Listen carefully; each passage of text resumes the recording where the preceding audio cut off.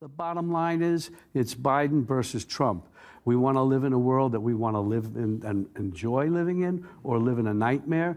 Vote for Trump, and you'll get the nightmare. Vote for Biden, and we'll be back to normalcy. Yeah.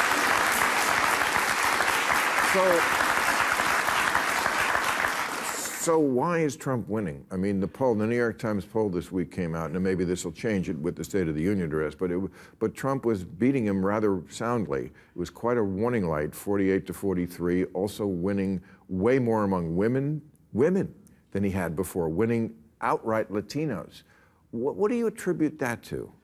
I don't know. I just don't want to feel the way I did, and many of us don't, after the election in 2016, where we couldn't believe that it happened. The guy is a total monster. And anybody, I don't understand it. I guess they get behind that kind of logic. They want to fuck with people, screw them, because they're unhappy about something. He's such a mean, nasty, hateful person. I never play him as an actor, because I can't see any good in him. Nothing. Nothing at all. Nothing redeemable in him.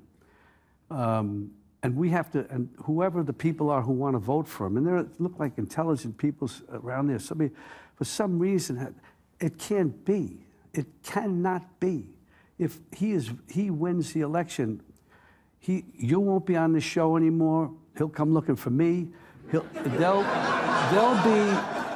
be things that happen that none of us can imagine. That's what happens in that kind of a dictatorship, which is what he says. Let's believe him. Take him at his word. I did from the beginning. Yeah. I mean, I said from the very beginning, this guy is never going to concede power, and he still hasn't. No. He still hasn't admitted he lost the last election, and he advertises that he will go on. He says he's been cheated out of one term, so maybe we should get rid of the a president only gets 2 terms thing. So he's a sociopathic, psychopathic, malignant narcissist.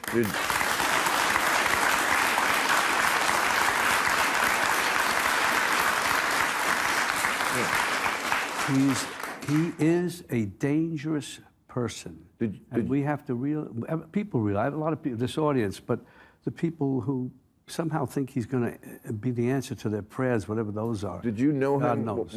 As fellow New Yorkers? Never wanted to know him. Never wanted to? No. You must have crossed... He was an idiot.